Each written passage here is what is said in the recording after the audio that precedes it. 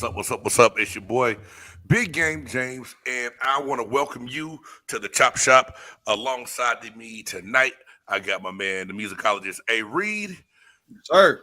the buff nerd J-Stogs, Let's go. and our very special guest. What the world, Bo? Big Low Kuntry from Low Kuntry Sports. Low, welcome. What in the world, Bo? What's going on with your fam? Hey man, hey, so glad that you had a chance to get on here with us and do this thing. And everyone that's watching and tuning in for the first time, this is going to be the first ever Big Game Entertainment NFL Mock Draft. Mock drafts are crazy hot right now. And big shout out to my man Smitty, who said 9,000 times, Big Game, you got to do a mock draft, And the day we did the mock draft, he had to go get dental work. He couldn't even join us. He kind of pissed off about it. But, hey, Smitty, if you watching, man, speedy recovery. We hope you feeling better, brother. And thank you for, putting this idea in our head and, making me go out and study this draft class a little bit more extensively than I do. And this is the thing. I usually try to base all my study guys off of what I saw during the year. And it's crazy because I feel like I didn't watch as in depth as I usually do this year. So when it comes down to draft time, does everybody in here have? I know Stocks, you told me something you do, but everybody got a draft ritual or anything they do around draft time for their teams? I always go back. First you go through the whole level of looking at the YouTube videos, looking at the highlights and everything like that. I'm actually checked into. I got a few homeboys who are prospect, scout prospect. So it's like, I check in with them. But if you look at the highlights, it's one of those cases where, they're highlights for a reason. Right. I want to see what a kid does whenever he faces adversity and things like that. And, I just kind of take it how I see it. But I try to watch as many college games throughout the season as I can. Right. Reed, you got anything you like to do, man, around draft time and preparing for seeing who's coming out and who the Bengals might actually be eyeballing?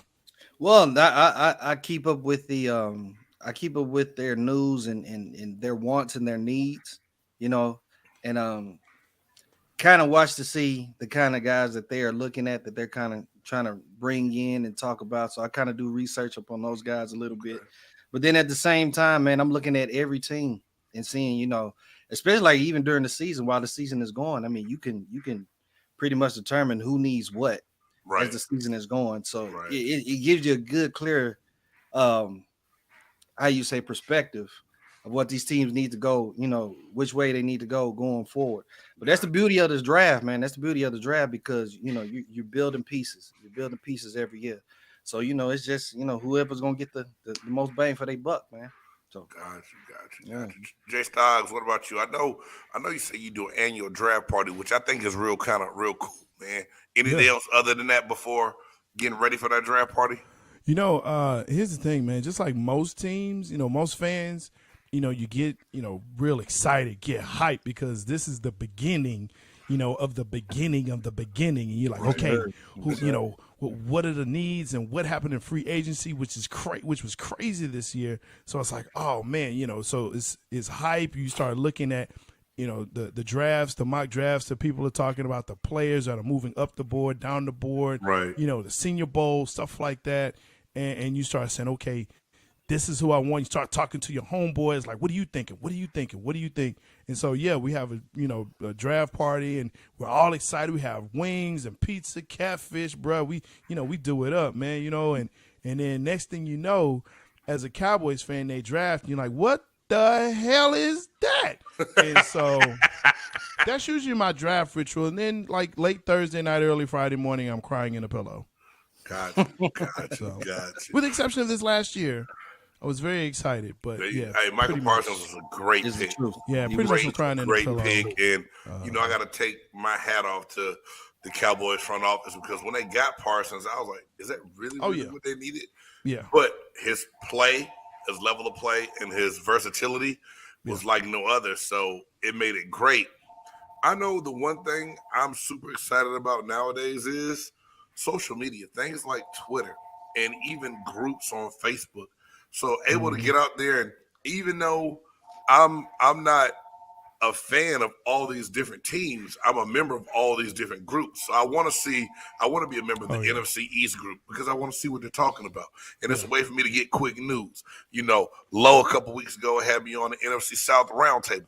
I'm on a couple of different NFC groups online. So just going out and seeing different ideas and perspectives of different people, of different fans, because like the one thing that's always been easy for me is being an athlete and playing the game, but learning to look in between the lines of what's going on the field, to learning what that guy's like off the field, to film is easy because as a player we had to watch film, but now trying to go out and evaluate other people to try to find my team's needs, I think is really cool. And that's why, like, when this whole idea came up and we talked about it, I was like, let's all get our general manager hats on, see if we know what the hell we're talking about, and have a little bit of fun while we're doing it. So I got to ask you this. You bring up a very interesting point, which my brain is always working. So now the question is, you talked about I played the game at the highest level, but now I'm actually having to look at it from a totally different perspective.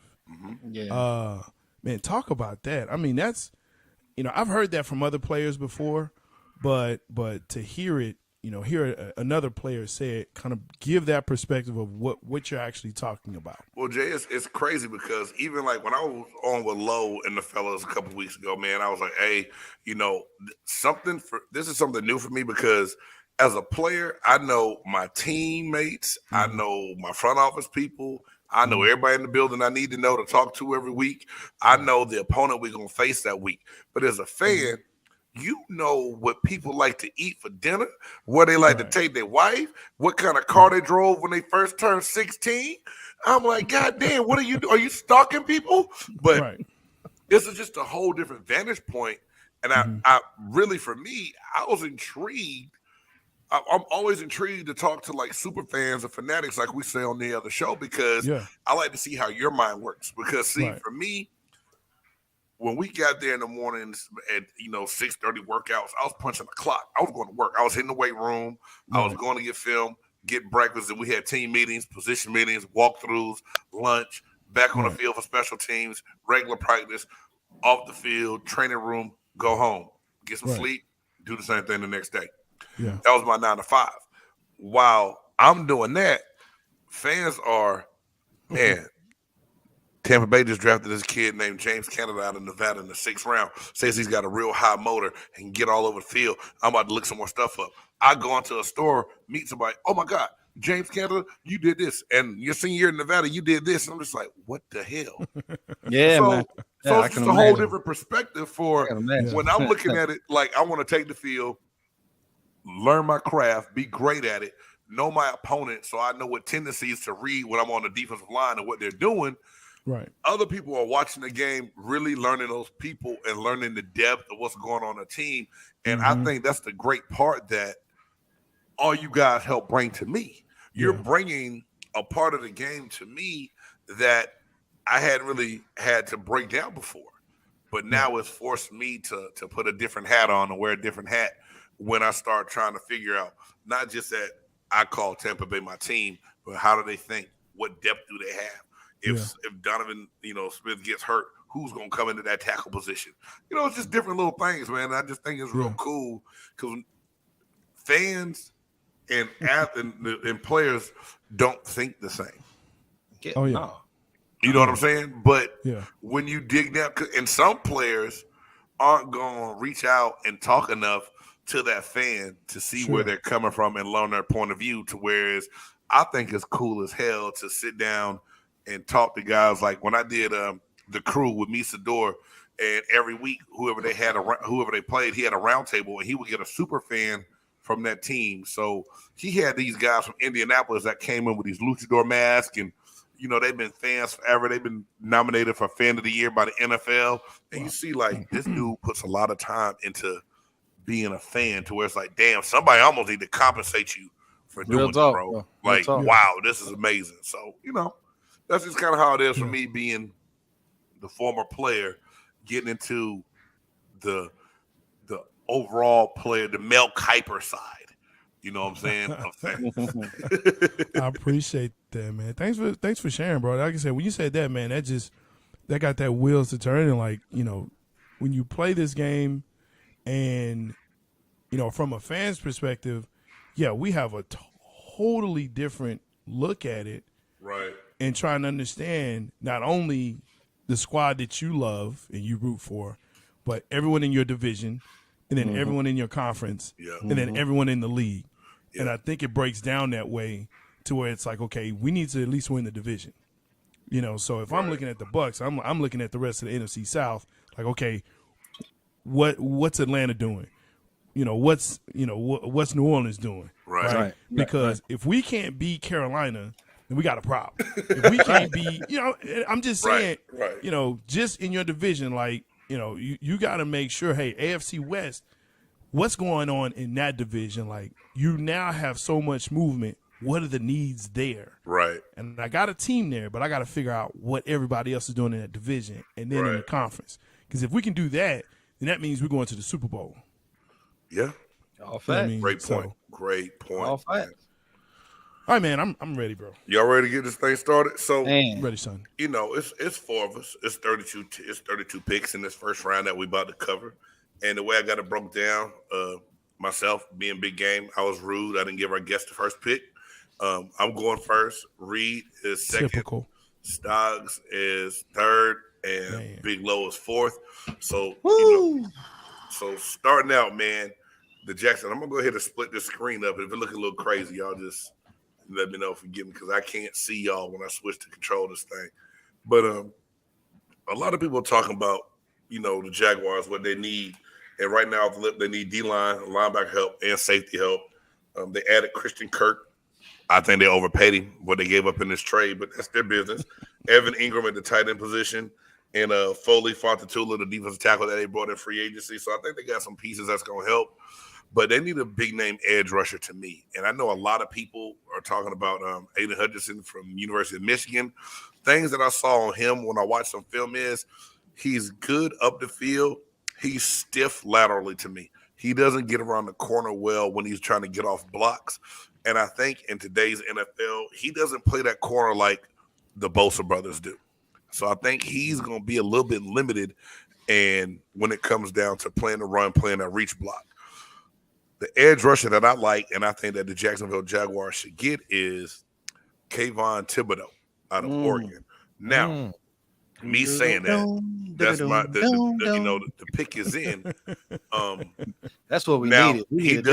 He does take some plays off. He's got to grow, but after coming out redshirt, he's only a sophomore. He's young. Yeah. I think he has a higher ceiling, and I think that that's going to be the pick that would be the smartest on the defensive side of the ball for the Jacksonville Jaguars. Okay. Kayvon Thibodeau out of Oregon. It'll be funny to see if he's not first pick though in this year. I feel like it's going to be Aiden though. This is why it's a mock draft, because of things like that. And to you, Bucks should trade out of the first round, right? There you go. At 27, it wouldn't hurt.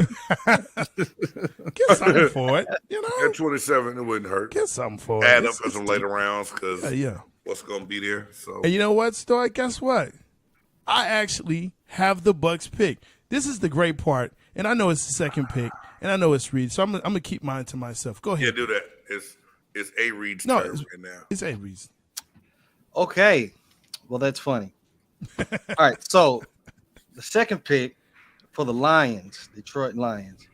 Looking at their team needs, I've seen that they need possibly another quarterback, Jared Goff. I ain't too much hype with that, but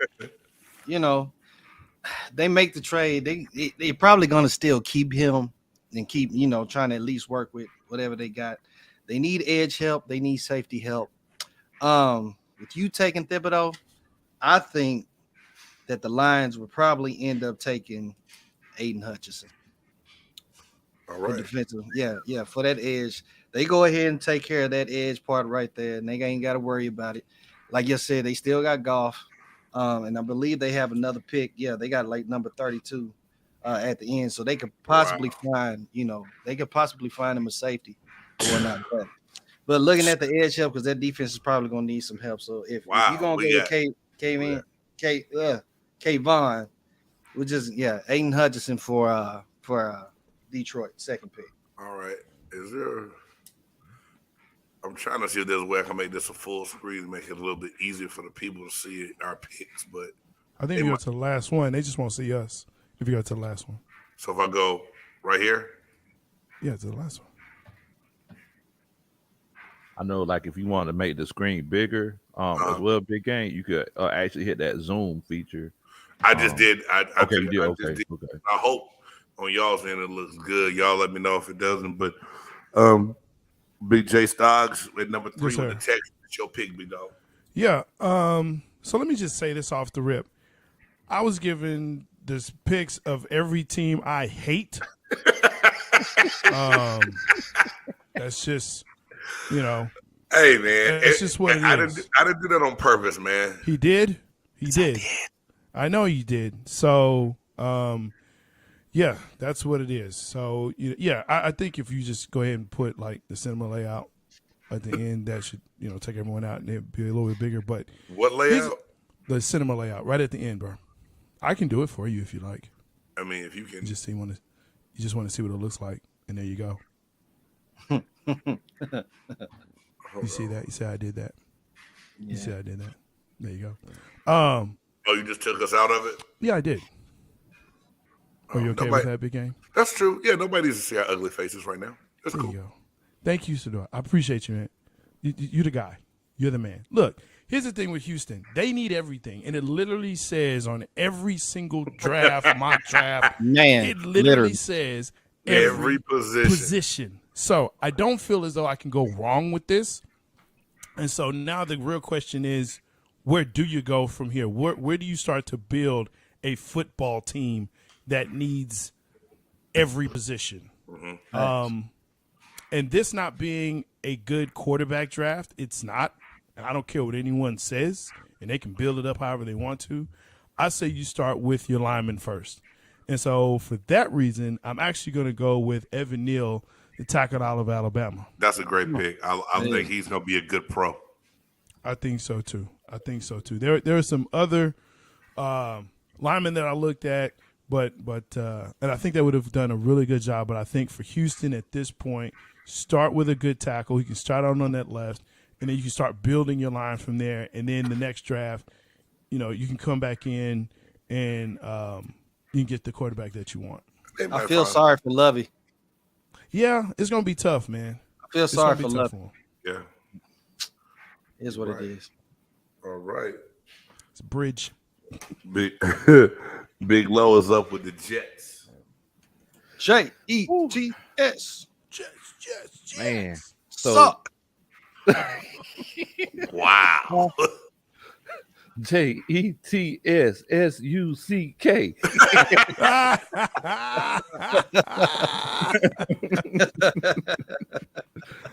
Already.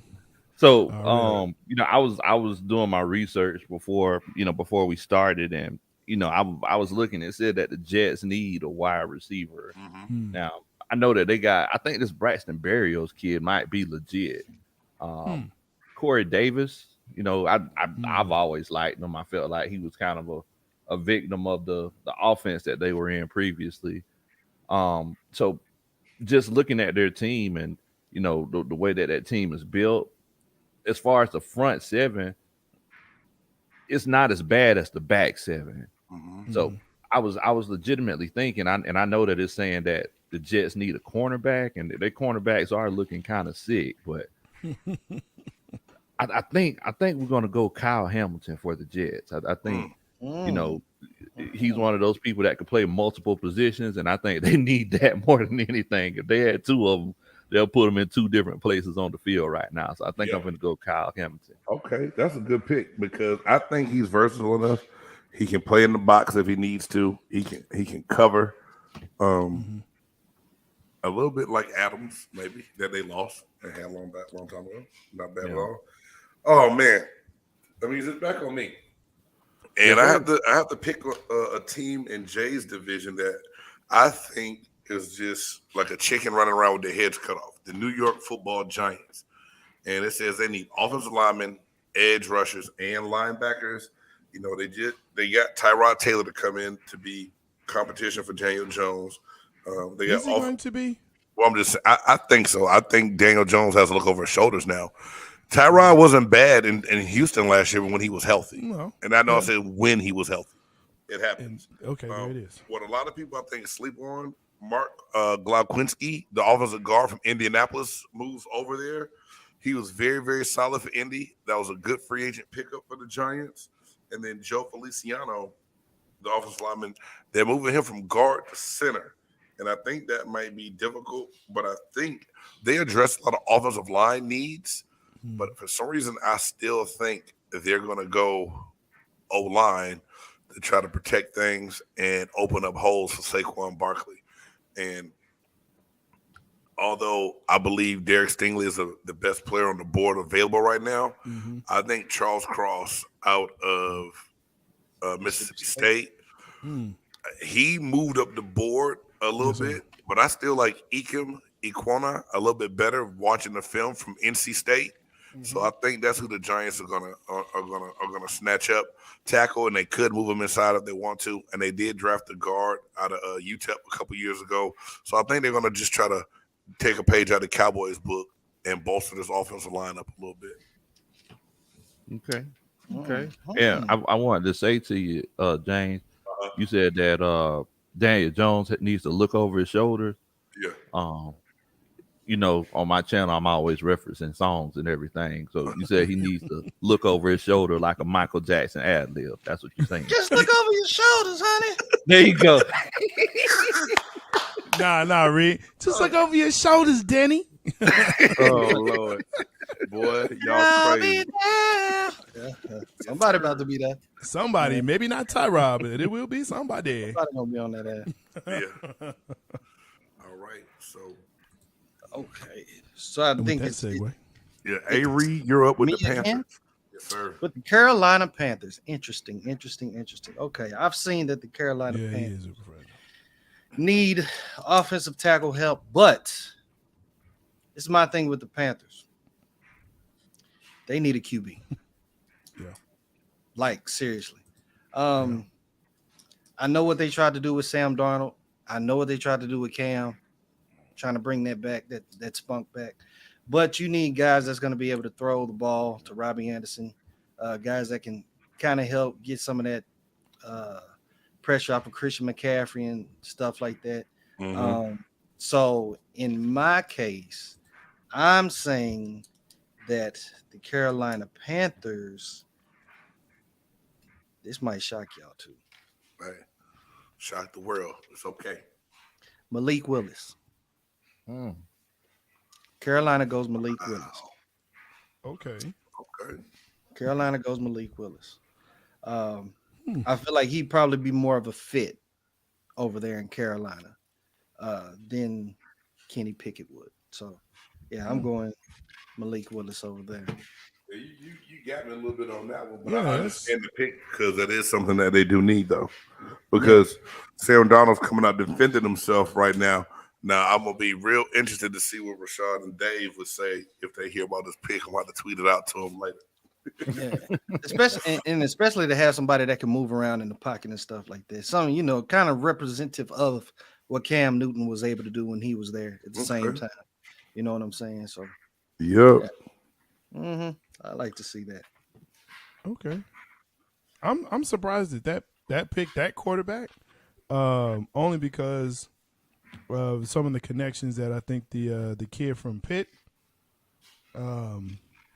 had with Rule, but okay, could be. That means I'm on the clock, and of course, like I said, Big Game purposefully put me in this spot so I can pick all of the teams that I absolutely hate, and via trade with Chicago, that brings up the New York Football Giants again because no one likes them. And that's why they suck. Stocks, I would never do that to you on purpose. Yeah, okay. Okay, that's cool. But you know what? You made a great pick. I actually was looking at Ikem Aquanu for that pick as well if he was still there. And since he isn't, one of the other needs that New York has that you talked about was an edge rusher. And so I actually was looking at He is I think still he's still there. there. Huh? Yeah, he's still there. No. You come Okay. Equinu? I drafted him. He drafted him. Oh, I thought that was I need you to keep up, bro. I need you to I stay thought that with was us. Charles Cross. No. Mm-mm. No. I didn't take Charles. I said a lot of people. He just moved up ahead of Okay. Equinu, but I still like. My bad. I still like Equinu's grade a little bit better. Anyway, Gotcha. Thank you, Reed. I appreciate that. I know, just making sure. I'm writing down on my notes. There you go. I mean, he's Okay, always- we he's good. a computer. Anyway, Trayvon Walker is actually who I was looking at, man. I think it's a great pickup. Georgia's defense this year. that's a good edge rush. Night of mercy. And New York needs the help on that side. They got to get that front seven together and doing something better than what they've done. And that's going to help their quarterback in the running game. And so you get a good young edge rusher that's just flat out balls to the wall, going to get the quarterback. It can help in your run. I think that's a good pickup for him. Okay. Well, this is the pick I've been waiting for, honestly, because there's been a lot of talk on what the Falcons don't need. They thought that they had Deshaun Watson.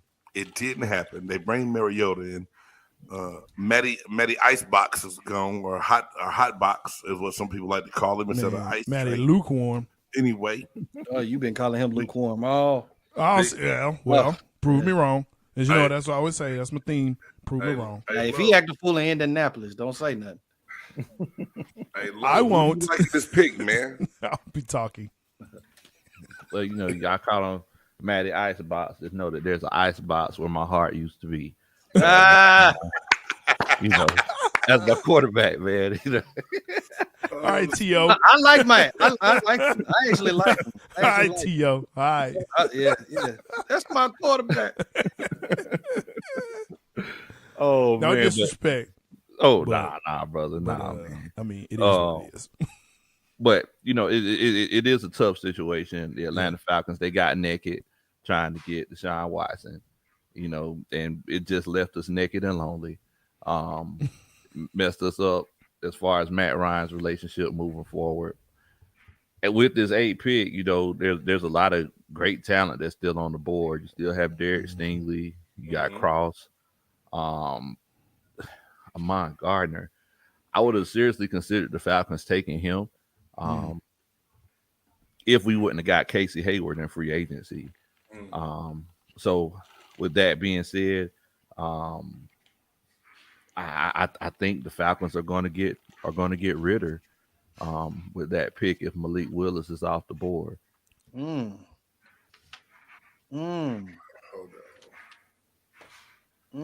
talking about Ritter from Cincy? Ritter from Cincy with the 8th pick? Yes. Wow. Wow. I definitely think that's a Wow. I definitely think that's an opportunity for that first jump to happen. That's a big jump, though. Hey, Bo, like a kangaroo. That's a big jump, big low. That's like a kangaroo, Bo. Malik Willis, he got taken off the board. We had to do what we had to do. I just know that, with everything that's happened this offseason, it's going to be hard to sell tickets for people to go see Marcus Motorola. I mean, I'm sorry. But is he lying though? Is he lying? No, though? He's not He lying. ain't lying. He's not. But That's is why Desmond I Ritter feel him gonna on be? Is Desmond Ritter gonna be what brings the people to the stands? Well, No. I'm going to tell you like this. Well, in Atlanta, they've been having issues with Matt Ryan for years. Yeah. You got a lot of the old heads who miss Michael Vick. And let's be honest, it's a lot of socioeconomic factors that come into play. Sure. So with that being said, I think if they can't get Malik Willis, the other kid who was born and raised in Atlanta, I think they would go with the Desmond Ritter. Ooh, that's tough. Wow, it is. I It is. mean, Hey, but ooh, it's not far okay. fetched. What they need. Grady had no quarterback. It's almost like the year the Vikings got Christian Ponder, right? It's like Mm-hmm. they needed somebody, didn't quite know what he might do, but took the chance anyway. And I thought that was a crazy first round pick, and it proved that he shouldn't have been. Yeah. And I think that you take a chance. And the thing is, Mariota can play well enough for Ritter to not have to be thrown into the fire right off the rip. Exactly. So that might not be too much of a bad pick. Well, I mean, hopefully, because the only competition that he would have is Tampa Bay in that division. You know, I mean, if we really want to break it down, like we talk about division, conference, and then league, and so in that division, Mariota, maybe. I don't know. The Saints still looking pretty good, bro. Oh, okay. The I mean, defense, you know, I mean, because it's like we look at it. I mean, just because Sean Payton's gone, and you know, we got to remember before Jameis Winston got hurt, he had 14 touchdowns, 2 interceptions. Everybody said that the whole issue with Jameis was he threw too many interceptions. But it looks like he was resolving that issue before he got hurt, and they still got that defense. Like the Saints, they still look kind of scary. Yep. And Sean Payton and the Saints never asked him to do what Tampa asked him to do. They never asked him to be that down the field long ball passer. Jameis doesn't do that well. And what do you mean he doesn't do that well? You saw the 30 touchdowns, 30 interception season, right? He had over 5,000 passing yards. I saw that. Well, but that's still he can throw the ball down the field. Don't get it twisted. No, but Jameis Winston can. He was having a decent season before his injury, though. Yeah, last year. But I'm saying in Tampa, the way they ran that offense, that didn't fit him well. To where he aired it out better. I mean, he had a lot of, but then again, they threw it a lot. Jay, don't let the numbers fool you to what they did. I'm not saying the statement made was he can't put it down the field. To which I said, yes, he can. Yeah, now, he's gonna throw interceptions. He throws it down the field well, but a lot to the other team. But you know what? Brett Favre in his 30 touchdown season also had 30 interceptions. So let's not forget that. Okay. Well, let's get back to the draft. Now, the Seattle Seahawks are on the clock, and this team too needs a lot of everything. They traded away Russell Wilson. They got Drew Lock from Denver. I don't think that's the answer. But this draft being where it is quarterback wise, I don't think that Pete Carroll and them are going to spend a pick on the quarterback up at number 9. If they could trade out of it and get it, I think that's something they do.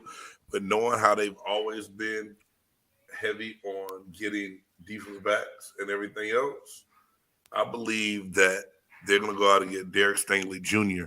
from LSU at corner because that is one of their needs also. Good pick. Mm-hmm. So Stingley is off the board. Stingley has left the building. Anime. That's a good pick. Okay. Because they got to shore up that defense. Yeah. They got to do something. They're going to have to win on the defense side of the ball. They brought back some different pieces in free agency that were there before, left and got paydays and came back. But, I think that I just see them going defense. That's just me. Yeah, I agree. Okay. Well, since I have the next pick with the Jets.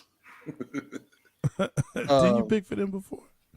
No. That was they got Big a lot of picks. Big Low had picked for the Jets, I believe, and they got that. They got the safety Kyle Hamilton. So they are we're already assuming that they already went defensive wise. Looking at what the Jets do still need, we cross out that safety. You still need edge help, still need DB help. But then again,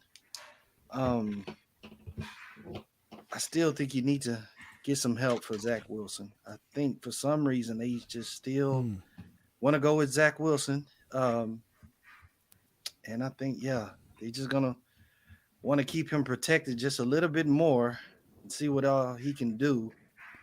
So for that pick, I'm gonna go ahead and go with Charles Cross from Mississippi State Mm. for that pick It's a good for pick. the Jets. Okay. Can't go wrong protecting the quarterback. That's a good pick. Yeah, Now you know they booing in New York right now as soon as you made that pick, right? it's all right. Boo! Man, you I know don't think so. they crazy as hell. Well, in yeah, New they're York. crazy, but you know, They crazy, bro. but I think if you spend the capital to get this kid first round, I think he was first overall, wasn't he? A second or something. He was first. Yeah, Yeah, first or second. You second. know, Yeah. so you got him, and then you trade away Sam Darnold to get more capital. Then yeah, you need to protect that. So I think that's a great pick, man. Yeah, protect your asset. Protect your ass. Okay. It's. I watched Blindside like 3 times this week. It's amazing. Oh, I'm on the clock with the Washington Commies, also known as the Commanders. Whatever, Jane, you give me Red these picks, Hey, they are not. you like their uniforms, but you want to play in the Raiders Stadium. You know what? Yeah, Both buddy. you and A. Yeah, Reed, buddy. both you and A. Reed know where y'all can put that. Okay. Yeah, you got that Y'all one, know bro. y'all can put that.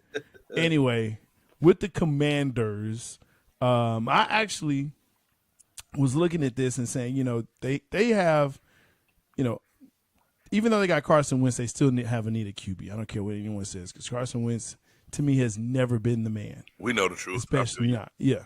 So, you have your QB, you have guard, center, linebacker, but I'm actually thinking that they need to draft a receiver.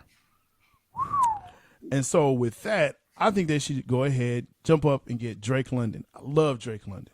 I love this kid. Let me The tell you West something. Coast, huh? West Coast. Look, USC and Alabama have great receivers that come out. They always do. And this kid is 6'4". So I don't care what you telling me.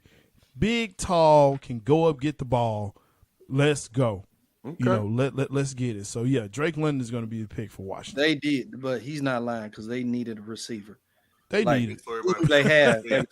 Like they got- say on Drake London is right here on the screen. I mean, just the fact that they got Terry McLaurin, they got Curtis Samuel, but they need a guy that can go ahead and do the thing. I love this kid. I really do. It's not a bad pick, man. I like that pick for them. Not at all. Not at all. Not at All all. right, Low, you and the Vikings up, man. They said Drake London, baby, Yes, you sir. my everything. You are there for me. Oh, it's on it today. He got a song for everything. Everything. Hey, man, you got to watch Low's show. He will bust out Everything. for something. And No, have it man, dead, look, he dog. already shout had me out- crying. Lo, shout out your show real quick, man. Oh, yeah, man. Yeah. So it's on Big Low Country Sports on YouTube. Make sure that you check us out. I'm sorry. I'm from the country, y'all. So it's spelled Kuntry. I didn't realize I was spelling it wrong until I graduated from college. So yeah, I made So- Notice he said graduated from college, so there you go. It's all good, bro. It's So all he does good. have a degree. Boy, when you ran and got that onion, boy, I was on the ground. Y'all gotta watch that. Boy, I had tears in my eyes, dog. Y'all gotta I watch like the that. dead otter too, though. Boy, that dead on. I thought he didn't even know what that was. Oh, What is Lord. that? Man, I ain't gonna lie to you. I was more scared that a gator was gonna come out behind it. That's what I was more scared of. Gotcha. Yeah. Y'all got gators in Georgia like that? Oh, yeah, man. Yeah, man. Okay. Oh wait. Oh, you on the other part? Okay, my bad. I was in the city when I was in Georgia. So. Yeah, I was Oh, in the city. okay. Yeah. I'm from down there. Oh, okay. Yeah. No, I was in Atlanta. I was on the okay. highways and byways. Yes. All right. States So we got Bros the ran away Vikings. with Gators. We got the Vikings. So as y'all can see, they need to shore up that interior line. And they also need help at edge and cornerback. Now, just looking at the board, there's a lot of people that are falling. You know, Sauce, he's falling. Trent McDuffie. Notice a lot of people ain't taking Trent McDuffie seriously. No. Yeah. Yeah, he's a good player. I didn't think Sauce would fall this far. Because if I'm not mistaken, they brought Patrick Peterson back, right? I believe so. Yeah.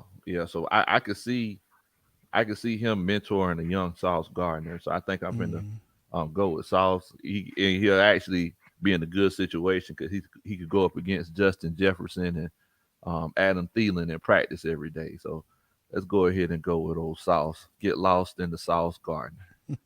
All right, Mark Gardner out of Cincinnati. That's Okay. he was one of your best one-on-one cover corners in college football this past season, man. He was pretty good and made a real good name for himself, man, at Cincinnati. Go with that. All right, so it's back on me. And I got them Texans that need everything. And everything. This is a guy that I think fits the mold of what they like to see down in Houston when it comes to the defensive line. I can't say his last name to save my life, but Karlaftis out of Purdue. Oh, Karlaftis. Yeah, man, he's a playmaker. He has a high motor. He's all over the place. He's Greek. He is J.J. Watt-ish as far as effort goes. Didn't start playing football till later on, but he's real good. He gets after it. And I think that the Texans go edge rusher here, and they take Karlaftis out of Purdue. Sorry. Yeah, he do got a good motor, bro. That's what we say, and I was coaching. Yeah, that one right there got some good oil in it. That high motor gets you every time. Every time, bro. All right. Okay. I have to go now. Y'all shut up. Hush. Got Baltimore, and they're in my division. I can't stand it. Now you know how Stogs been feeling. Man, every team I hate. Not saying that they're bad on offense. They're all right on offense. I think they can, with a healthy Lamar Jackson, they can still put some things together. But looking at this division, especially how Cincinnati has a three-headed monster at receivers and stuff like that, I think they want to get some pass rush in there. Definitely want to get some pass rush in there. So I'm going to go with Jordan Davis out of Georgia. Ooh. Jordan Davis, the big man. Yeah, that old and 3-4. And he can bump up in this draft a lot. Yeah. On needs and wants, and he's a game changer. He can disrupt the entire game in the middle, man. Yeah, yeah. I mean, if he's still on the board by that time, yeah. So yeah, I'm gonna go Jordan Davis for Baltimore. Okay. I hate him, but it is what it is. Hey, J-Stogs, I know you love having these Eagles. Man. And a disclaimer from me, y'all. When I came up with the pick, I just said, hey, this is going to be the order. And then when I went and looked at the draft order, I was like, this ain't looking good for J-Stogs. He's going to think I did this on purpose. I know he did. And I promise I didn't do this on purpose. I know he did. You've noticed that I've had the Commies, the Gigantes, and the Eagles. All in your division, bro. All in your division. I'm picking, all the division. I'm like, hey, this would be great. So they could beat the Cowboys. No, that's what I'm doing. So, but in all fairness, you're not giving them bum picks though. So no. I'm thinking at he's trying to put that football cap on. This is I've said this from jump off the rip. I am a football fan, and so at the end of the day, I'm looking at it from a football standpoint. And, with the Eagles, they can go defense. I think their offense still needs some help. But when you look at both sides of it, I really think that defense really needs the more of the help than the other one. So, for me, yeah, it says linebacker and DB. I'm actually going to go with Trent McDuffie. I think this would be a good fit for him. I think this would be a good pick for them. He can slide right in there. I think he starts day one with what he has and his attributes and things like that. So yeah, and especially with his speed, I'm looking around the league and I'm looking around NFC East, and a lot of the receivers are undersized, right? So you bringing this kid in, I think you're gonna have a real good chance to be a powerful cornerback, do what you do. Yeah. So there you go. Trent McDuffie. Okay. Good. All right. Man, that's a good. That wouldn't surprise me if the Eagles do that. Yeah. That wouldn't be a bad pick. Okay. Damn, I can't wait for the real draft now. All right. Hey, it was my turn, right? And these Los Angeles Chargers did some good things when it came down to free agency. I mean, Khalil Mack, J.C. Jackson. They're trying to solve the defensive side. Hold on, man. Oh yeah, no. It's Hold big on, low bro. turn. Did I skip somebody? You sure did. Forgive You me. skipped our guest. Thanks, man. Forgive me, Bo. I don't know. Nah, bro, you good? You good? Saints pick, yeah. Hey, Lo, you know this dude. Look, like you said, I don't know you for long, but I know you. Even Jason said it down there. Saints. Come on. Yeah, you know what it is because I'm you making know what it sure- is, Jason. I was like, wait a minute, hold on. Jason been hating on me all show. Anyway, that's my bad, Lo. I apologize. Nah, you good, brother? You good? Did we do a trade? I was trying to catch up. I was like, wait a minute, hold on. Something ain't right. It's technology. What the Rewind. hell? My bad. Oh man. So I know the Saints, they lost their starting left tackle. And you know, they want to make sure that everything is shored up front because you know they've had a pretty decent offensive line for the last few years. I know that and just love the guy's name. I know it's Bernard, but it's spelled Burn Hard. I mean, you got it. Bernhard Raymond. I mean, so he's supposed to be a top 10 pick. You know, I think I'm going to go ahead and put him on New Orleans Saints. As much as I hate them boys, I'm going to put him on the New Orleans Saints. It's a great pick. So you got to protect that person coming in. I feel you. Okay, because I was so rude, y'all. Please forgive me again. Like I said, I got excited by myself.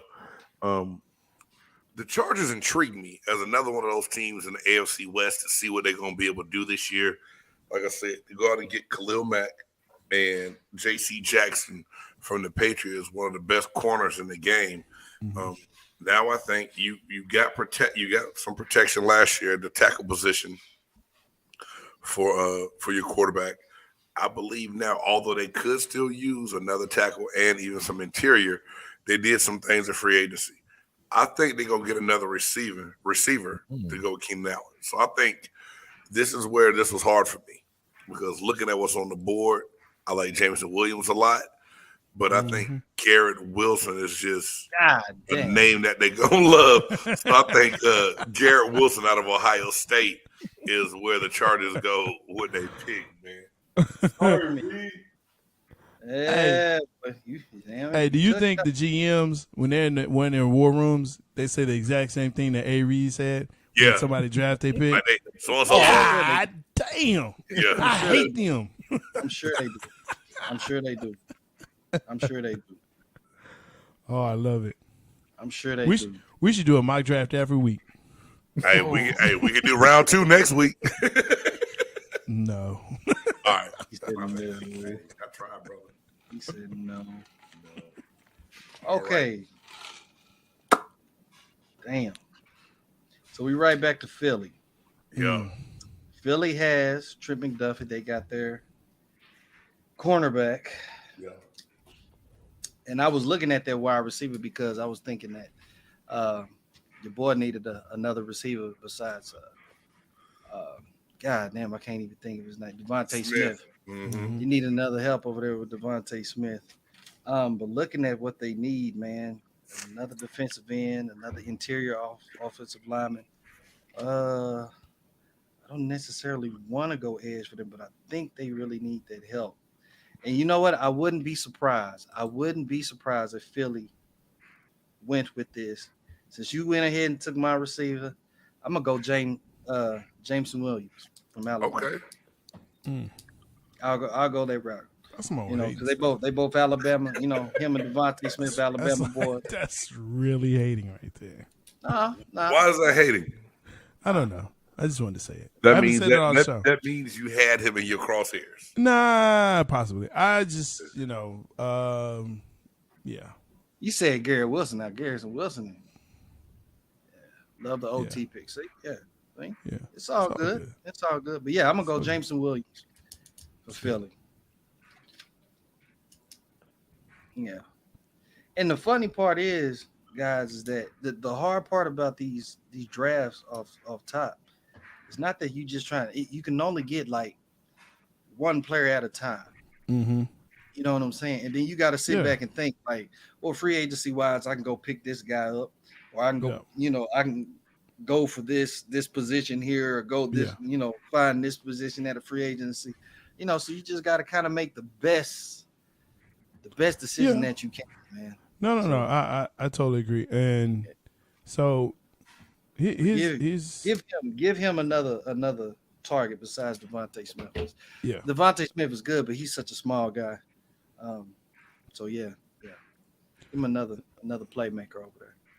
So the funny part here is that yes, Jameson Williams was on my list at 19 for the Saints. Mm-hmm.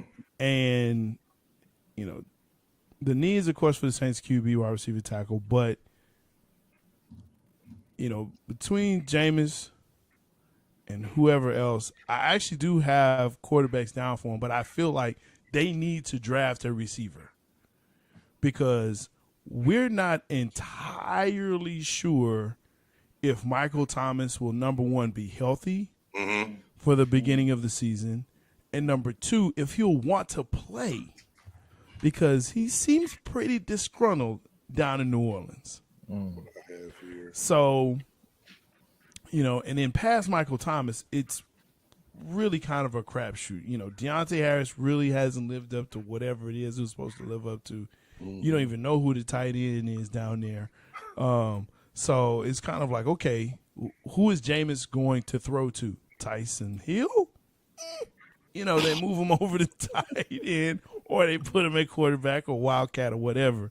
So this is actually a pretty tough decision here because you can either go receiver or you can go QB. I hear Jason. Saints need to receive. I know, man. I know. It's tough, man, because I'm going to be honest with you. I don't like any of the quarterbacks in this draft. You don't think Sam Howell or Kenny Pickett can be a player? I believe the phrase is "hail to the Nizal." Oh damn! I think that's what it is. That's a day two type of quarterbacks in my opinion. So with that, I'm actually going to go ahead. I'm gonna pick Traylon Burks, receiver out of Arkansas. Good I think hey, man. Good solid pick. I don't like good solid receiver. That's fine. I don't give a shit. But Traylon Burks, I think is going to be a good fit for him. You got to show up that receiver. You got to show up that position. You got to make sure if Thomas is back, you have someone else on the other side. Let's see what he can do. Mm-hmm. Let's see what he can do. Yeah, we always draft Ohio State players. I get that, but man, sometimes you got to break the mold, man. Sometimes you got to break the mold. Yeah, man. Yeah. So there you go. Okay. It does suck, Jason. Let's see. We got the Pittsburgh Steelers on the clock. I hate they Pittsburgh. They're in a little bit of a tough situation. They finally moving on from Roethlisberger. The rapist, huh? Oh, man! Pow! Wow. God damn, they shoot. Man. You almost made me spit it out, bruh. I held on though. Say it with your chest, Reed. Yeah. So how do you really feel? You ain't lying. Yeah, so they're moving on from Ben, and then it's one of those cases where the Steelers, they're one of those franchises, they don't go about business like everybody else. That's very true. So it's like they don't make the big free agency acquisitions. I'm still surprised that they made the trade for Minkah Fitzpatrick. And that was a good pick. Boy, they hit the lottery on that one. Boy, they got over on them on that one. Mm-hmm. They did. But with that being said, we know Steelers, they always draft high on the defensive side of the ball. I know that they're saying on here that the Steelers need a tackle, right? But I'm gonna go ahead and tell you something. I know that the center that they got, I think he only started like 6-7 games for him last year, and he didn't really blow them away. I think the Steelers, just a regular Steelers type pick, I think they would take Tyler Lindenbaum. Man, I was wondering when he was going to come off the board because this dude is the Remington Award winner, and he is a hell of a center, man. Yep. He really is. Yep. I was hoping he would stay on that board for Cincinnati, man. Just more online help. Just some more online help. Yeah, that's a hell of I was like, when I was just looking over it too, I was like, dude, he's still on the board. I can't believe it. Yeah. But at the same time, needs is just a crazy thing. But I like that pick right there. Man, I gotta go with the cheating ass Patriots. Why you call them cheating ass Patriots? Oh, boo-hoo. Why? I just want to know because I don't like them no ways. I'm just asking. You ask why? Yes. Man, that coach been cheating since he been trying. Man, you should be happy they've been cheating because they gave you an old man quarterback. They gave you a Super Bowl for your squad. That don't change the integrity of the game that he got to be a cheater to get stuff done. Exactly. Anyway, if you ain't cheating, you ain't trying, right? Yeah, he tries a lot. He tries very hard all the time. I don't know why. For some reason, they have what's his name, Jacoby Myers, as their number one wide receiver. I know they need receiver help. I see that. Mac Jones needs another target. I think to be okay. Yeah. But at the same time, I don't know why in my mind I feel like the Patriots are going to make a defensive pick.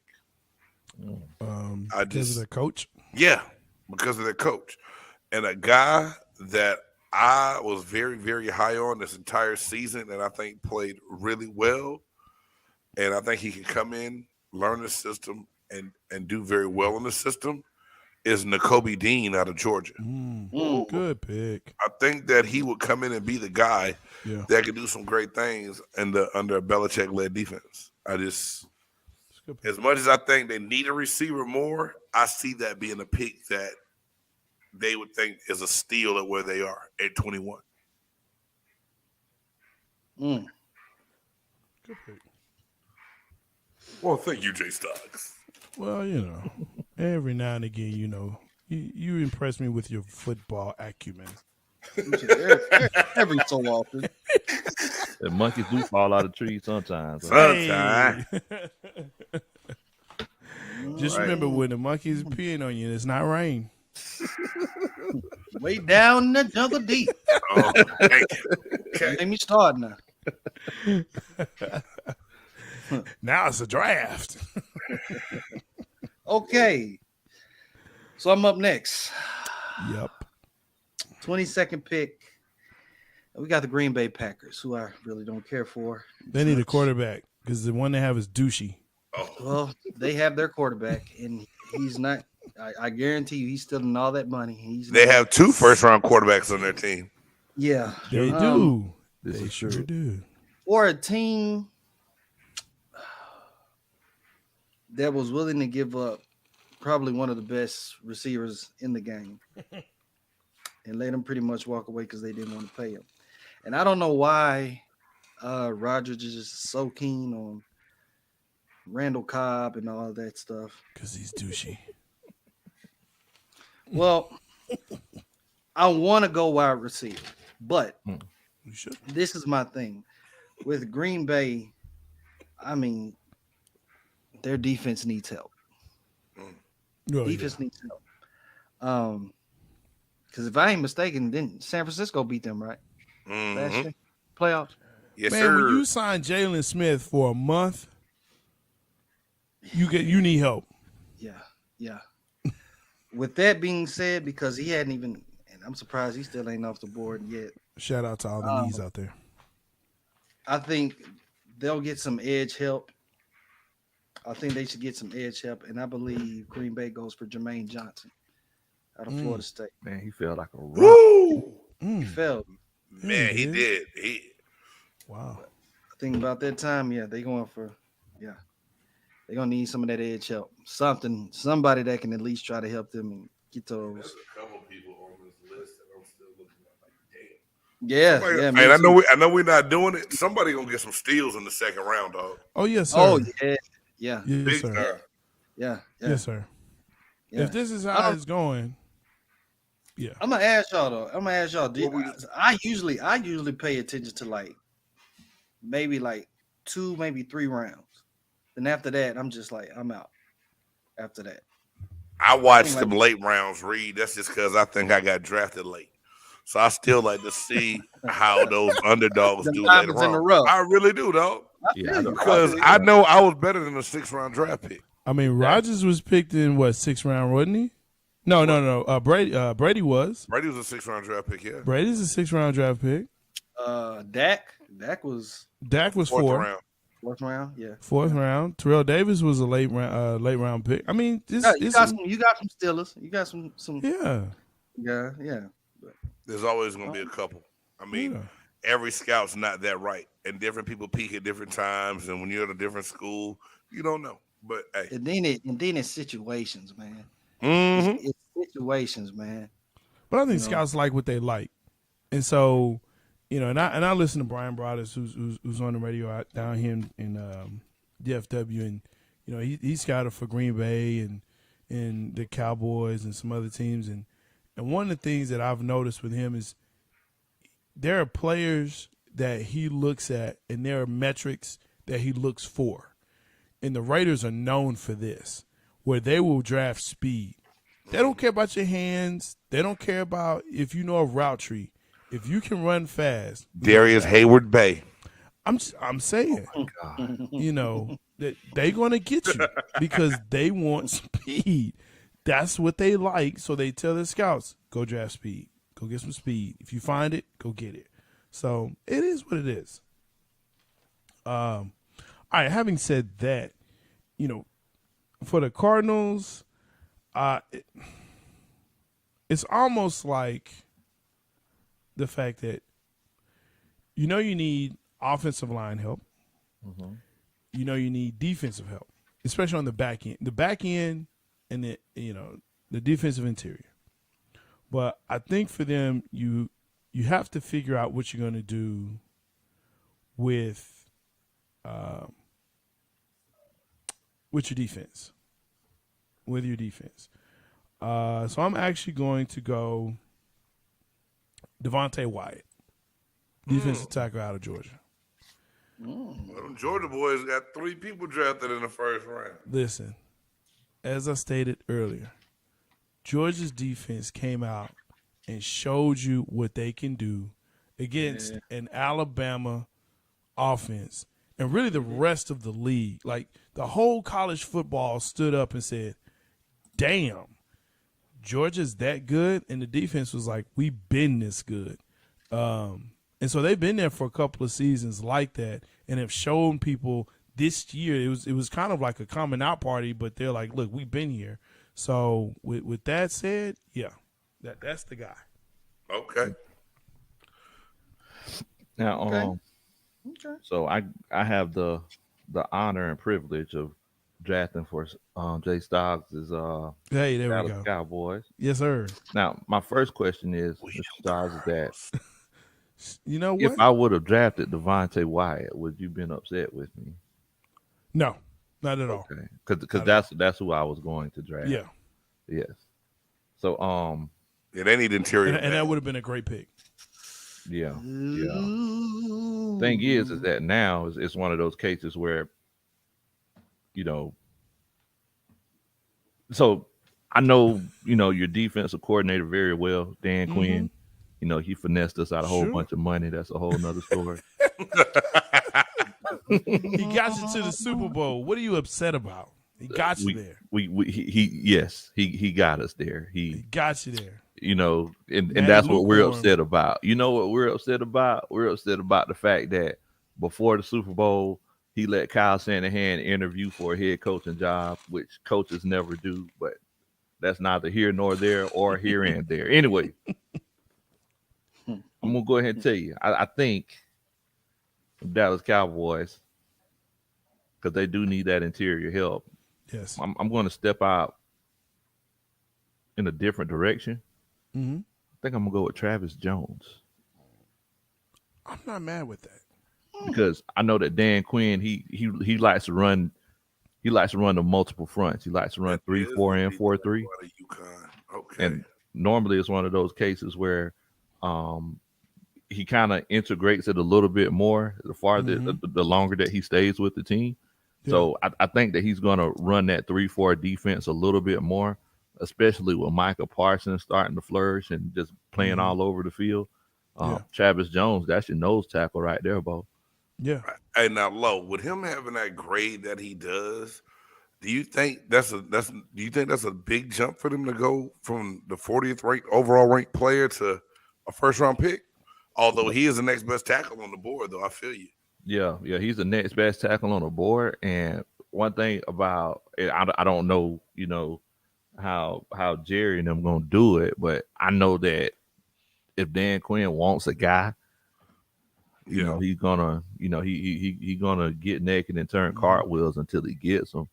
So And they draft everything he wanted last year too. So exactly, they gonna do it for him. Exactly. Now, the only thing I would say there is I am surprised you didn't go offensive lineman, especially with the subtractions that we had, and as much as we boo-hoo Randy Gregory leaving, we really don't. At the end of the day, when you look at it, we really don't, because like you said, Micah being the player that he is, you still have Lawrence, and you still had Armstrong that came on at the end, actually during the whole season. I think that offensive line has to get shored up because everybody is gone. But I'm okay with the pick. I really am. I'm okay with it. Yes, sir. He didn't do you dirty. No. Nah, man, Low did his job, man. We appreciate it. That's why Big Low on here. And I knew he would. I knew he would. It's you know what? Big Game that I worry It's one of about. those situations where I really thought about offensive linemen, but one thing that we've seen like over the course of history, like maybe 25% of the time, after that quarterback gets that big deal, like how often do they take offensive linemen in the first round after they take that quarterback? Not enough. Not That's enough, the real, right? Not enough. That's the real answer. It's not enough because and if the center was still there, then definitely draft him. Yeah, I was thinking that. Yeah, and that's the guy. If he was still there, I definitely would have. But Great point, J-Stogs. Great point. The board will dictate what you have to do sometimes. I feel. Yes, sir. Yes, and in this case, I think that's what it did. And right now, speaking of the board dictating what you get, here we go. I totally had somebody totally different written down for the Buffalo Bills. But now I think with this guy still being on the board at this point, you lose Cole Beasley. You just give Diggs a gigantic deal. But I think they have to get young at this position. I think Chris Olave being available at 25 is a great pick for the Bills. So I think the Bills are going to go wide receiver and get Chris Olave if he's available at this point in time. Get Stephon Diggs that running partner. Yep. Okay. And I mean that's also going to help your QB that's up there, and I mean, just giving him more weapons. Yeah, absolutely. Which I hate it for the AFC, but I don't. So it's AFC. Yep. Good luck. Okay. Who do I have? Tennessee. Oh my Lord.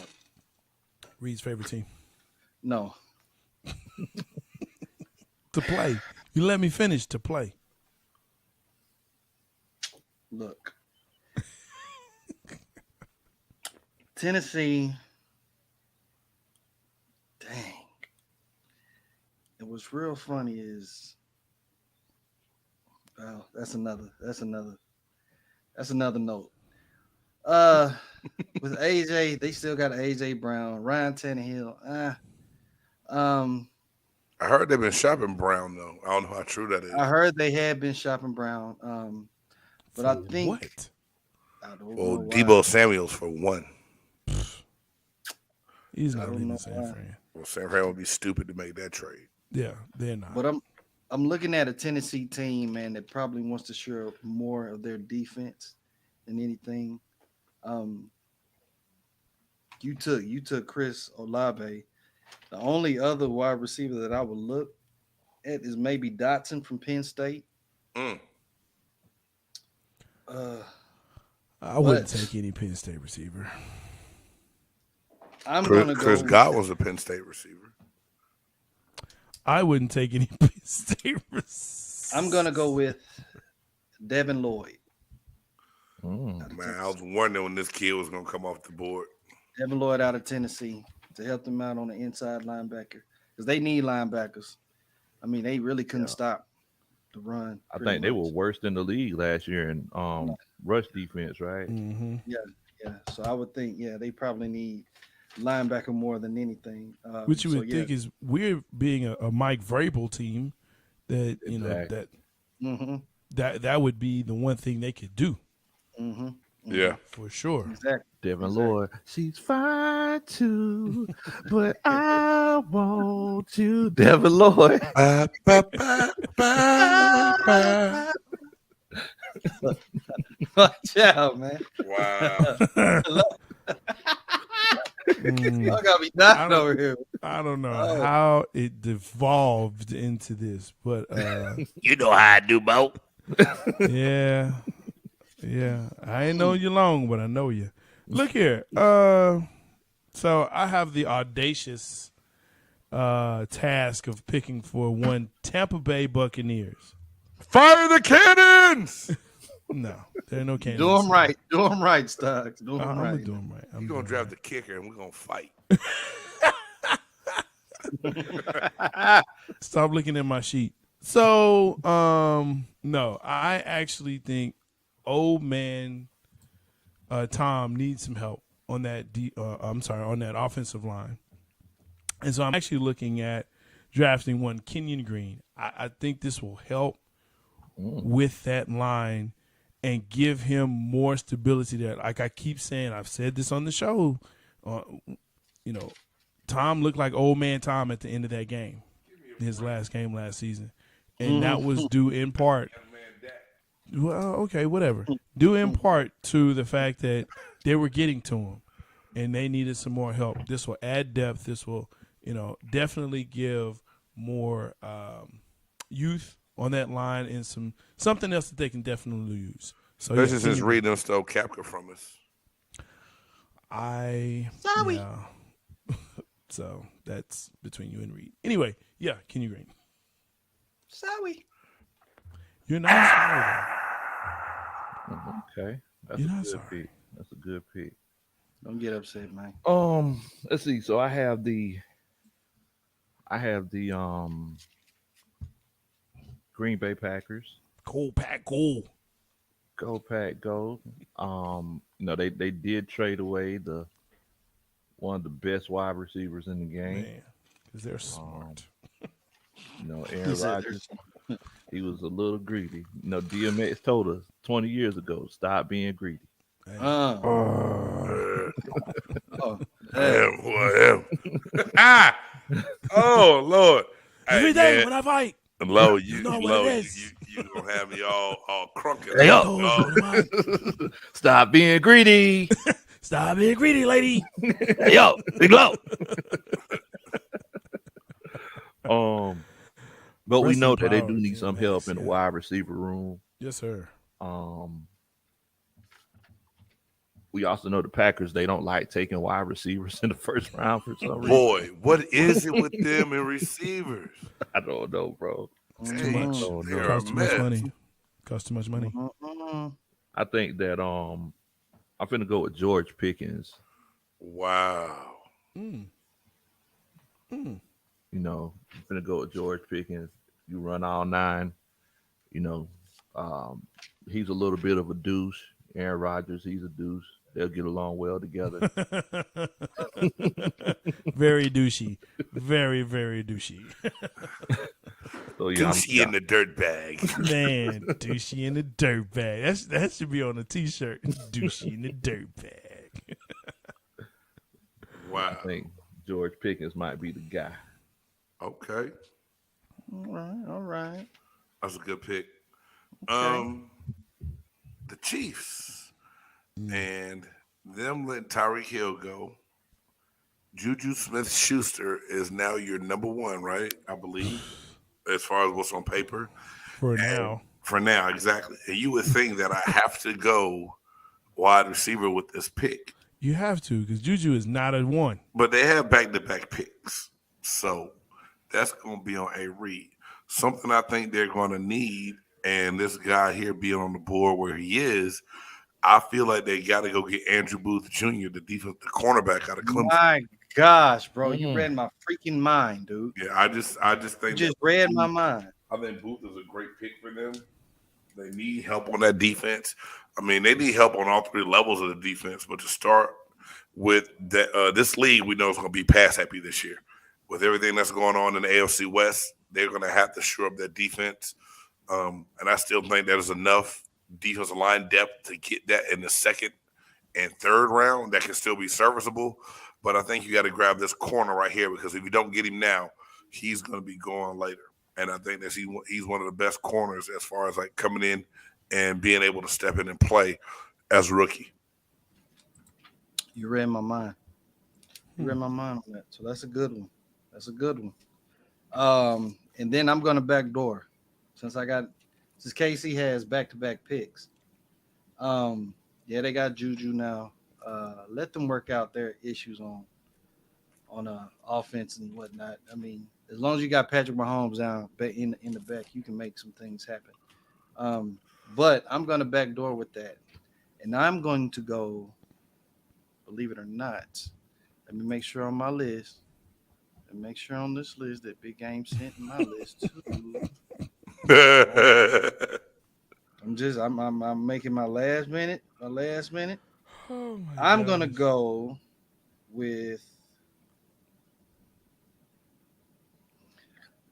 Lewis Sign out of Georgia. The safety. Yeah, because they ain't got because Yeah. you want a guy to take what's his name spot, man. You want to take somebody to take Matthew's spot. Okay. So yeah, I'd go there. Lewis Sign. So so KC goes back to back DBs basically. Yeah. Yes, bro. Because look what Cincinnati did, bro. I mean, yeah. Look, Cincinnati was like the only team.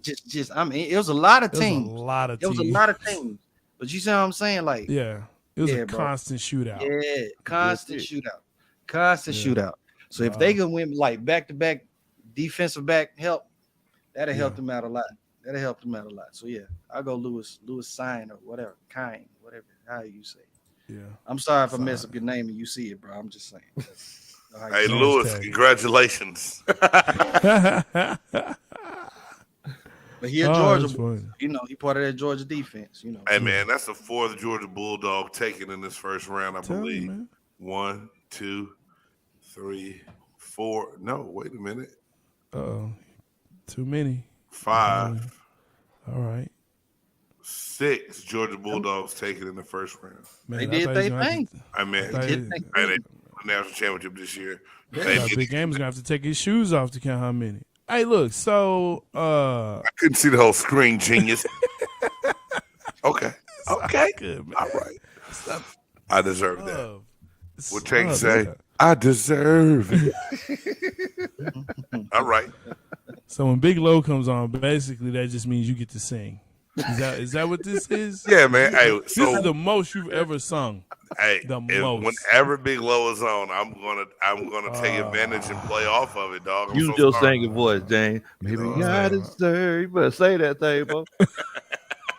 Get out, Big Game.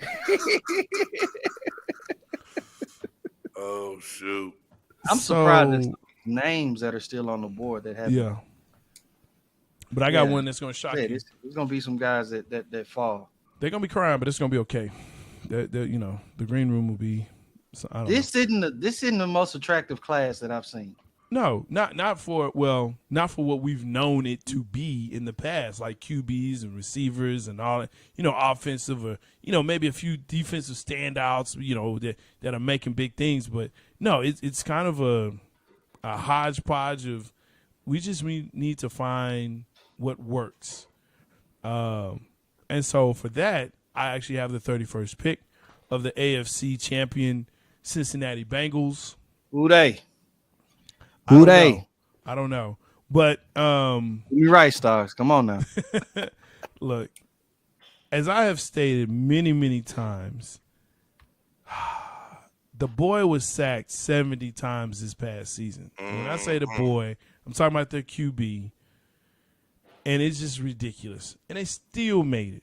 But they've gotten some help on the offensive line. They've signed some people. There was a retirement, but what they need to do is go ahead, pick Zion Johnson, the guard out of Boston College, shore up that line, get some more depth. You can move him around. This kid, I really like what he's got going. Has a great grade on him.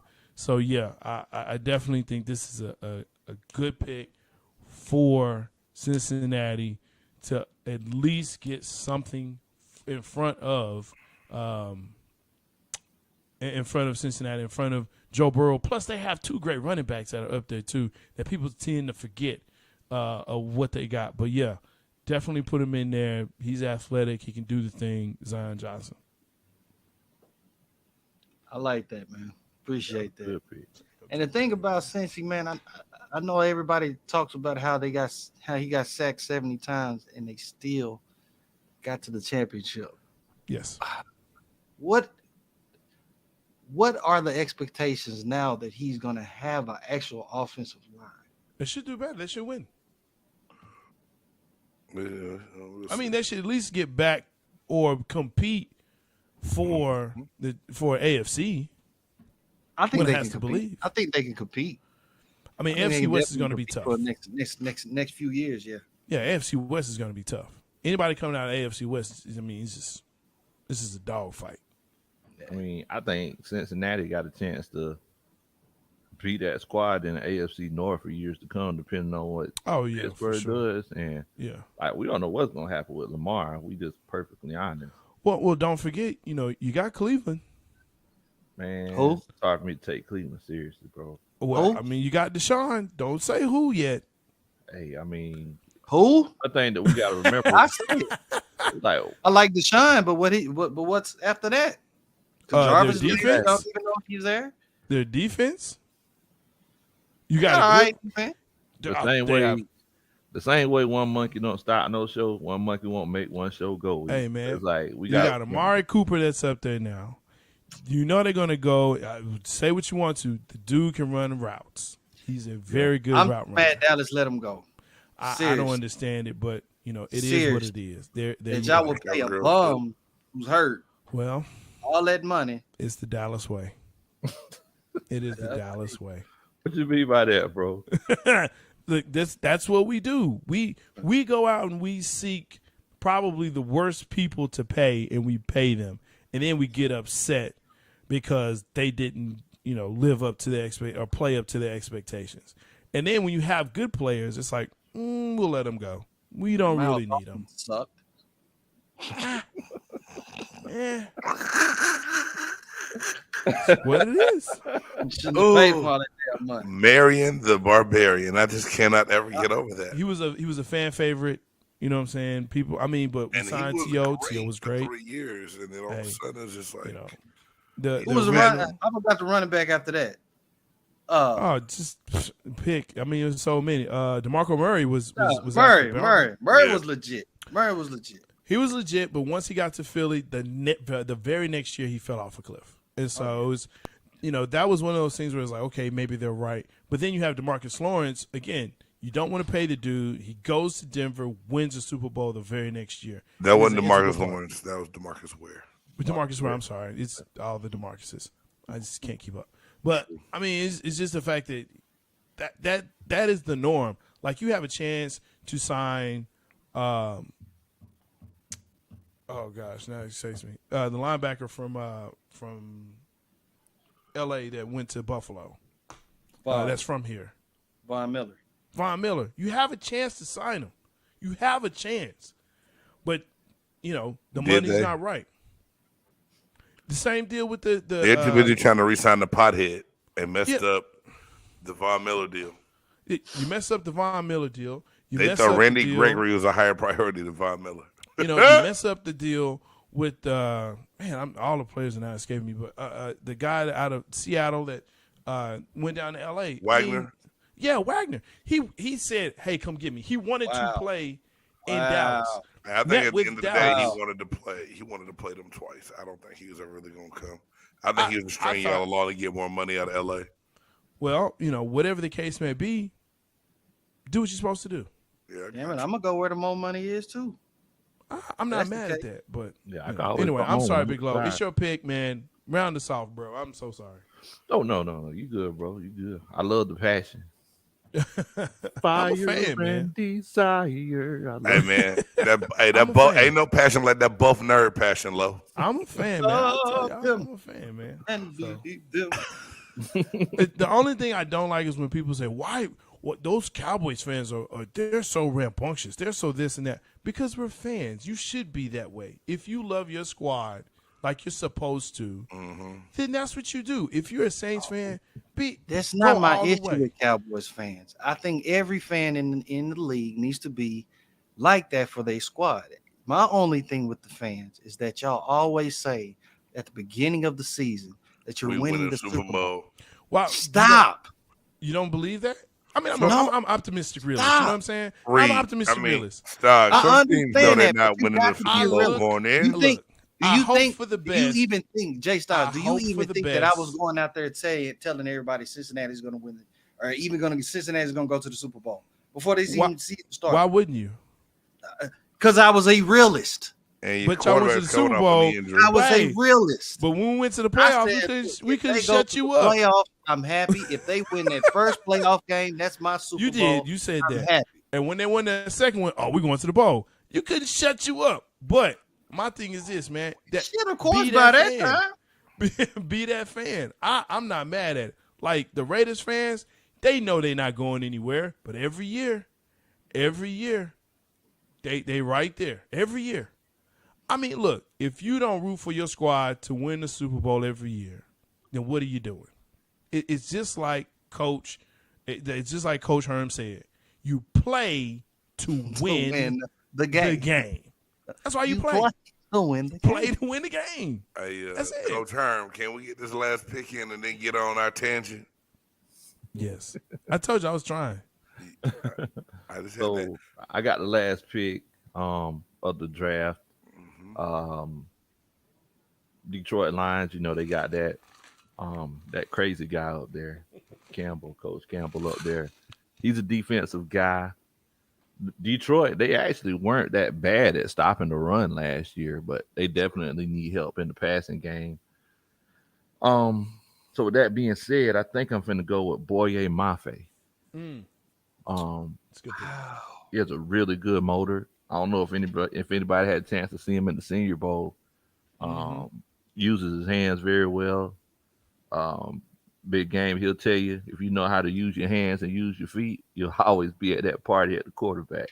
So I think I got to go with him. Very diversified pass rusher. I think he's like 260, so he'll be able to anchor that defensive end spot very well. And also set the edge, which is my wife's favorite saying in football. She thinks she sounds so smart. We talk about defensive line plays. Like, long as you set the edge, you good. All right. Hey, that's that dude. That's absolutely buzzword in football right now. Set the edge. Some people like set the edge. What that mean? Man, I've been saying that since 2005. Set the edge. Come on, set the edge. Set the edge. Just a quick rundown. Here are the picks, guys, and the first round that we did.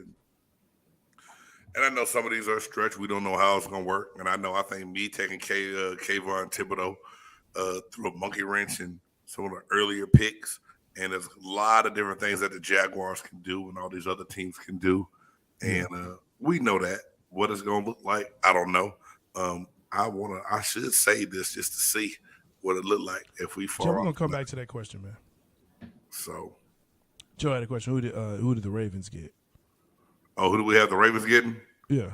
Hey, what up, Joe Smith, my dog? We had the Baltimore Ravens, and that was A. Reed with that pick, I believe, right? Jordan Davis, defensive tackle out of Georgia. There you go, yeah. Which fits that 3-4 scheme very well. Mm-hmm. Yeah. Oh, man. So, yo, it's been fun. It's been a lot of fun. I'm gonna take that list out now. I think that's good. Hey, but it's been real. I know Reed said he wanted to talk about this one list. I don't know. Hey, Low, we got a couple more things. I don't know if you got time or if you got to go. Yeah. Stop. Good, not good. Okay. Man, I gotta go sleep about working. I gotta go dream about working out. You got time. You've been carrying that dream for a long time. Okay. I'm sorry. Did I say that out loud? You did. I'm an asshole. It's recorded. Well, and that's also recorded. So there we go. Confirmation. I love it. Hey, so are you kidding me? What happened, Reed? The Rams are now eyeing Stephen Gilmore. Where are they getting all this money from? It's LA. They trade away capital and all kind of other stuff, man. Yeah. And their GM's been big on building their team through free agent signings and giving up future draft They don't picks, have man. anybody on the bench. It's going to be 23 players come beginning of the season. 23, because everybody's going to be traded. It's going to be all those, college got preferred walk-ons. They're going to have preferred free agents. They're going to go get a lot of those, man, and it happens. Yeah. But something that I brought up on a tweet that Reed saw that he said he wanted to talk on, and I just thought it was something that we could touch on real quick. The fall from grace. And I don't know if you saw this, Low, when I put it on Twitter or not. I got it from Fantasy Football 360, and it just said some of the downfalls. And, whether you agree with it or not, I just think that it makes for good talk when it comes up to what some of these guys have been through, what's going on, and what happened to their careers, man. So, hey, Reed, you have one in particular that you wanted to talk about, or you just want to go through this whole list? Go through the list, man, because you got something to say with pretty much about 10 of them anyways. Even starting off the top, man, Todd Gurley, who really for a while, I think for like a good couple of years, really had everybody like kind of scared. He was one hell of a running back, and then it's amazing what injuries can do, man. It's amazing what injuries can do and just completely derail your career, to you not being exactly who you used to be, And I think that's been quite a downfall for Gurley, man. I think we all had a lot of hopes for him going on, man, during the seasons and all the season stuff, and then he gets hurt. And I mean, he's kind of like a shell of himself. I don't think anybody is he still on the squad? No. He's done, man. Yeah, he's out. He's out of football. I'm saying, dude. That's what I'm saying. And he was one hell of a freaking running back. I think everybody on here is out of football. Yeah. They're out of football. And I think one of the latest ones to play was Josh Gordon with Kansas City last year until they got rid of him. Yeah. So, he just can't stop smoking. Or whatever his made it legal now, right? Like, as far as the NFL, then they said that they could go ahead and but pass. I didn't see that one, Low, and if they did, I missed it. Which a lot of it, Smith, they're not in the league. Well, you know how it goes. He's not anymore. Oh, yeah. But I think he still is. Pending, reinstatement. But he's still every year. He's like he'll get picked up again. He gets reinstated, and he's a hell of a talent. Some of these blew my mind that I had to really go back and look on. How many of y'all remember Kevin White out of West Virginia that the Bears drafted with the 7th overall draft pick? Oh yeah, the quarterback. 2015. Yeah, that wide receiver. Wide receiver, man. The thing is, And that's one thing about this list is because it's like, is it really a fall from grace if your nuts were dragging the ground to begin with? Because it's like he was never up there when he came into the league. He was, I mean, that's more like a bust, ain't it? That's that's why I want to talk about this list because people say downfall, but he was never at a high pinnacle. Now Dorial Green originally signed with Oklahoma, then transferred to Missouri, got in trouble in school. The Eagles thought they had a steal as a second round pick. Next thing you know, he's in jail. So and in trouble. That's a downfall to me. Henry Ruggs. Funny, but it's just the fact that you thought Henry it was Ruggs. a steal. No, he just likes to steal. Never mind me. I'm ignorant. I'm so sorry. I'm ignorant. Now the one on this list that jumped out to me that I think was just because of the potential.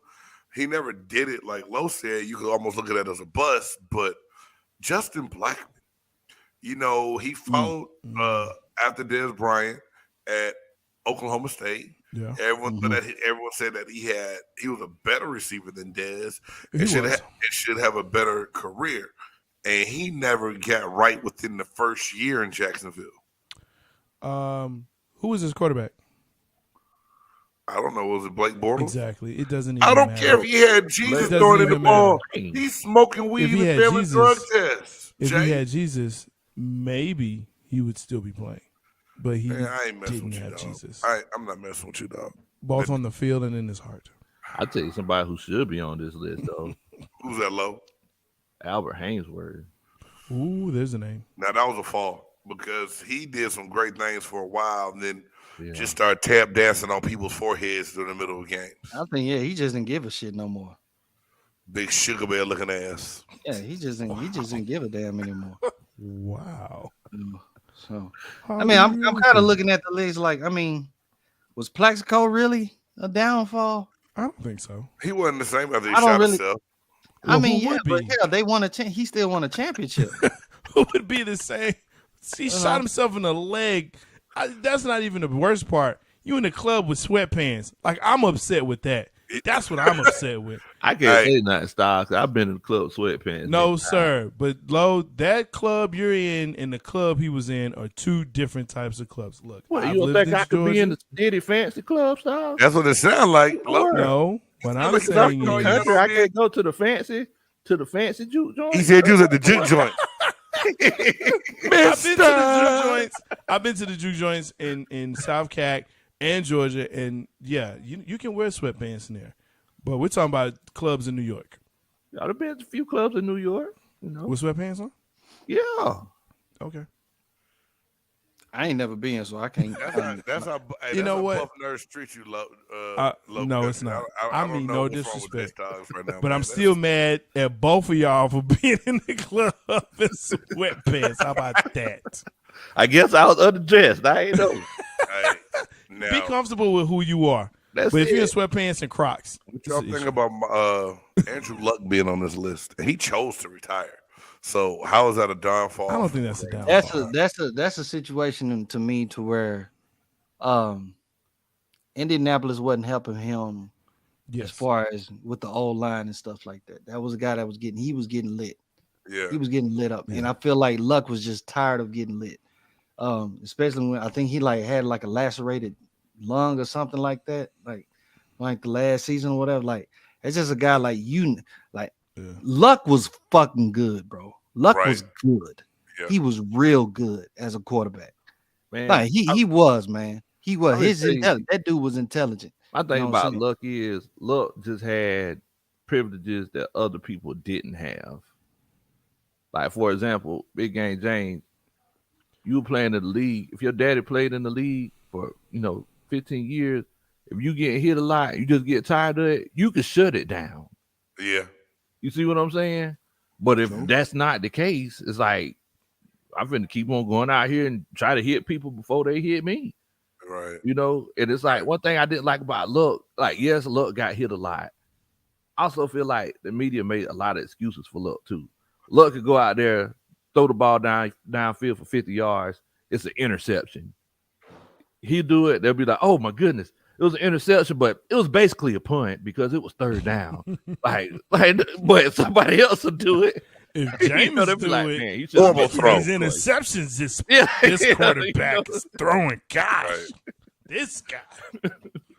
Yeah. So, I mean, yeah, I don't know. It's like I think Luck was good, but like for everybody, I think a lot of people kind of give him more credit than he deserved, in my opinion. That's Yeah, it. Kuechly from Carolina retired, Joe. You're right. I feel you on that, Joe. Yeah, with Luke. And Luke Kuechly was a hell of a linebacker, man. And Yeah, I think up he until he played retired, well. he was. And I think he picked the right. He just one of those guys that it was all but he retired early. You can't tell a person they retired early. They know where their heart is at. They know where their mind is at. And you can't take that field, like I say all the time. When you're not ready anymore and it's come a point in time where it's dangerous, you got to dip, you dip, dog. You call it a day. And then, you believe in what you do and what you say. And it's no big deal. Yeah. Yeah, fact. I feel on that. How y'all feel about RG3? RG3, I hate this situation, y'all. And the reason I say this is a young kid that tried to do everything he could for a team, played hurt, never was really recovered well, got hurt again, and then they just threw him to the wolves. I don't think they really gave him a chance to succeed and be the quarterback he could have been. He came back. He tried to get it right, played the backup role in Baltimore, but his downfall wasn't even to his fault. And it's almost like the same way I believe Vince Young got treated in a sense after being in that horrible Jeff Fisher system and how he was treated. And after the success stopped and his legs wasn't working, they never taught that boy how to go through progressions or anything else. And it's kind of the same thing with RG3 to me. That reminds me a little of Teddy Bridgewater a little bit. I ain't saying Bridgewater downfall. It's just how they, them both going through those injuries and really not being the same. I think anytime you have an athletic quarterback or / running quarterback, you are destined to have issues. And it doesn't matter what color you are. I'm talking just specifically an athletic quarterback because now you lose the protection of your line. You're out there against linebackers that run just as fast as you, maybe even faster, and they hitting you full force. You're going to get hurt. And once you get hurt, and like I said, with that Lamar Jackson, I just don't think he will be the same. He's going to have to change his game. If he cannot change his game or his approach to the game, I think he goes down the list or put him on the list of, athletic quarterbacks that got hurt. And I'm sorry. No, go ahead. I'm sorry. I didn't mean to interrupt you, Josh. Yeah, you're good. I was going to ask James which type of quarterback did he prefer playing against, an athletic one or a pocket passer? I wanted that pocket passer with a piss poor offensive line. Because it was just a sitting duck, just a great target. Even though sometimes, man, I learned this the hard way. A big pocket passer still normally had enough to get you off of them because I still remember to this day, we're playing the Jets down in Tampa, and I got a kill shot on Vinny Testaverde, and his big ass flipped me over him. And I did not realize how big he was. Wow. But being where I played against Michael Vick before, give me that dude that can't really get away from us. And the way we played ball and got after it in Tampa, I want a pocket passer. Who was the toughest QB you ever played against? Man. Now you got me scratching my head and thinking and read a little bit, man, because going back over time to think. In the division that time, at the time, Tampa was still in the Central with Green Bay. And Brett Favre was magic. He was unreal. He was a gunslinger. He took a lot of chances, and like Stock said earlier, he doesn't get criticized for a lot of the things that he did, and they looked at a lot of the good. But the one quarterback that I faced on a consistent basis over time that was that guy was Brett Favre. Oh yeah, he was that dude. Brett Favre is Hall of Fame, but he that dude. Like I said, one of those seasons, he's going to throw interceptions. He's going to throw interceptions. I like when we played K. McNown up in Chicago and Charlie Batch in Detroit. Oh, Charlie Batch.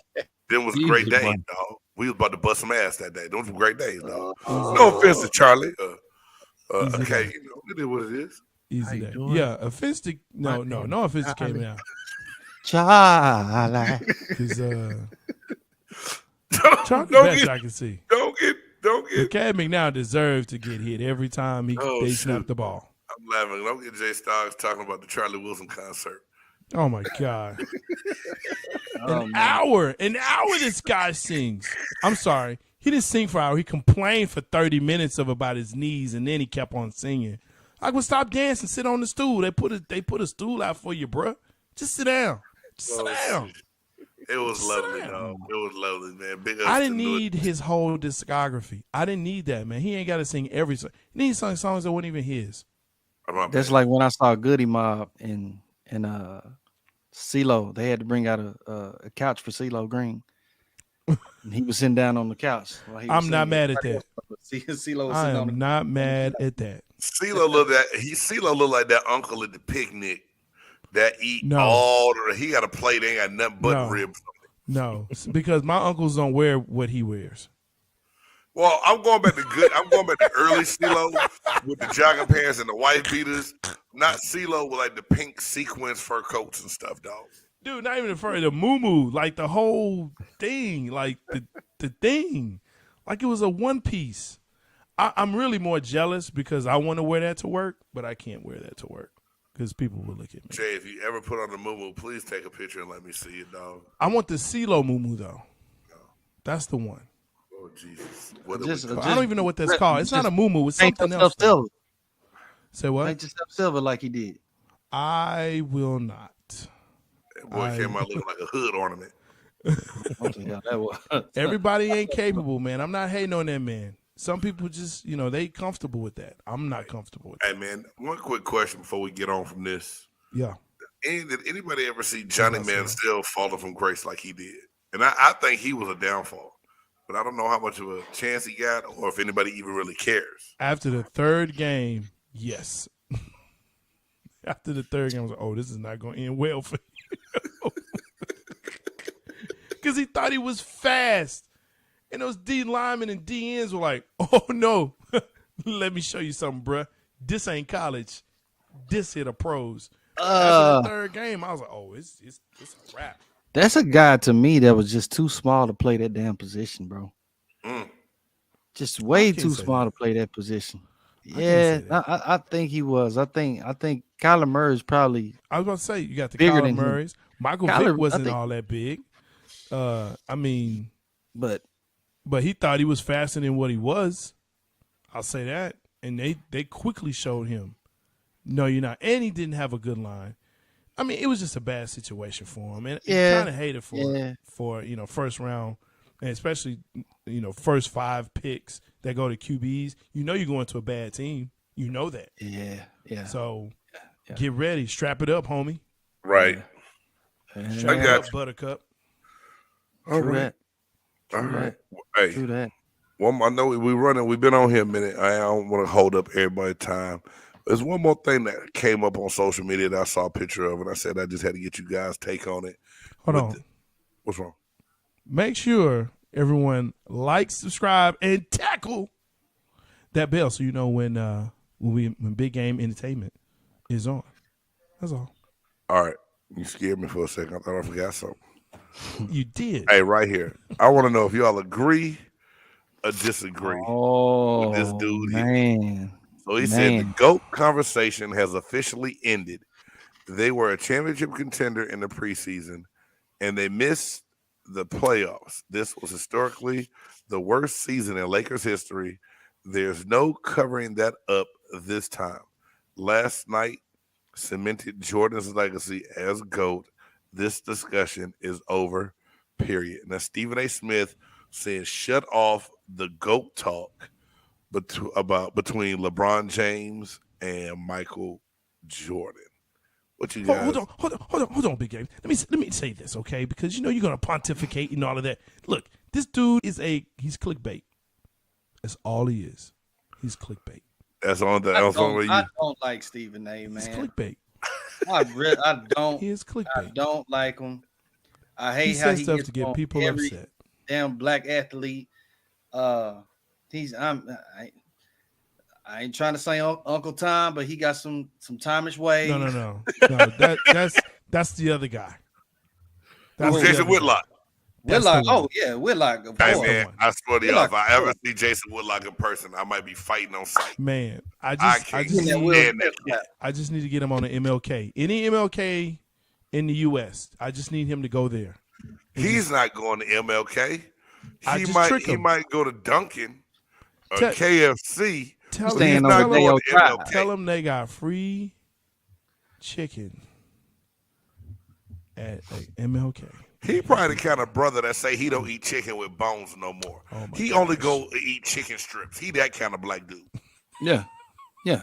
He don't even eat chickens with bones. And he eat them with a fork and a knife. Yeah, he gonna cut his chicken before he eat it. Cut his chicken and dip it in. I believe. Like I said, Stephen A. But you know what? Do you agree? Someone said, but and do I you really agree like with how what they he put said, this. though? Each play, like Jordan was the most influential in his era. Yes. LeBron is the most influential in his era. Ooh, look at Big Low. Most influential. This one I wish I had that Scooby Doo button. I mean, so let me ask you this: how has LeBron influenced the game, like the way people play the game? Not only how they play the game, social activism is what he's done. I'm just talking about the game. Okay.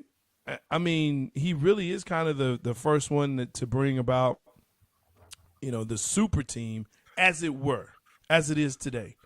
Even though the super team, preceded him, the Lakers did it first, if you ask me. It was the Lakers, they did it, and then Boston did it.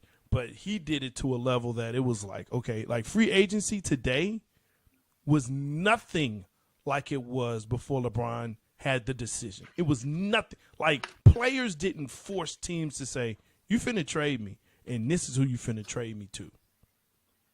Like that didn't happen before him. So like we're talking about, I guess I'm looking at it differently. Because whenever you say the word influential, right, I'm thinking, how the game was influenced. So I think it's Steph Curry. It's like we seen the All-Star game. There were people dunking. There were like 50 dunks in that game. Like, oh man, that was a good dunk. But let Damian Lillard shoot a 33-foot 3-pointer. Oh my God. Did you see that? Go down to the basketball court. Kobe is the basketball court. All these Kobe kids is shot from logos. He makes a point. All these kids want to shoot threes. I feel like Steph has been more influential. He makes a point. How many people you seeing now, especially like you said, kids wanting to shoot, and they don't even want to shoot threes from the 3-point line anymore. No, right? They want to go to the parking lot and shoot them. Yeah, they shooting 10 fucking and feet. J-Stogs, they shoot the threes more than LeBron want to shoot them. But Jordan changed the game in the way that, number one, the fashion, because now everyone wanted Jordans, right? He was the first one to do that. Because before Jordan, everyone wore the same shoes. They wore the same color shoes, right? Like he got fined for wearing the black and reds. That's a fact, with the different colorways. So he was influential in that. He was influential in the fact that now one person can take over a game. Okay? Before it was a team concept. With Jordan, it was now individual game. Your individual game will bring everybody with you, right? With LeBron, to me, he's kind of a throwback. And I never compare him to Jordan because he's not a Jordan type. If anything, he is a Magic type where he can play every position. He gets the whole team involved. And so, to me, the influence that he has is let's get the squad together and we're going to push it forward. But I think more so the activism, the entrepreneurism, while he's still a player. He didn't wait until he left. He's still doing it while he's playing. And just the fact that his longevity, I mean, look, he's known by one name, LeBron. He's known by one name. MJ. KD. Steph. They all have one name now. Magic. Kareem. Influence. Influential. All of them influential. But I don't know about KD. Influential. Now, I will But- say this about Stocks. He has always been the one to say, don't compare Jordan and LeBron. Compare LeBron to Matt. He has said that many times on different shows that we had. I just thought that the way this comment came out and that picture they put up, if we got to see the picture again, just look at Stephen A's face in this picture. Why? Just so ratatouille-ish, so cheesy, so slime ballish. Clickbait. Where I was just like, let me ask the fellas in the shop Douchey. what they think about this statement and how true it is. Now, lo and behold, the Lakers season was horrible. We all know that. What? Yeah, what? Yeah. If you still look at LeBron's numbers for the games he played and how healthy he was, it wasn't his fault alone. That doesn't matter.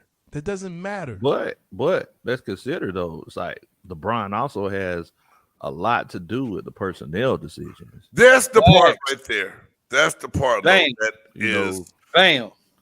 Because it's like Every place he's been influential to have whatever team that he desired to have around him. Gotcha. the He was difference able to between do that. LeBron and Jordan is Michael Jordan didn't owned- ask people to come over there and play with him. Not only But he that, got rid of but him. Jordan got rid owned of him, his though. house. Jordan owned his house. LeBron rents his. No. And it's like LeBron, he'll come in and he'll make all kinds of changes, and then as soon as it starts, as soon as it all goes down like a Kanye West, He find a and scapegoat. Johnson Find somebody else to blame. You ever heard of Craig finally- Hodges? then he's gone. Like he's gone. It's like he's already lobbying to play with Steph now. I don't know if y'all seen that. He was like, I wouldn't mind playing with Steph. Steph like, nah, we good. I'm good over here. Yes, great, bro. Look, Jordan got rid of Craig Hodges. Jordan got rid of Paxson. That's just what it is. So he made decisions. Yeah. And he made sure that Isaiah never got a gold medal. You can say what you want to, but that's a fact. So, he had influence. He had influence where he is and what he wanted to do. But again, I say don't compare them. They're two different players, two different eras. It's just what it is. It's what it is. And you have more players now in the league that can have more influence, especially to Big Game's point. They're on Twitter.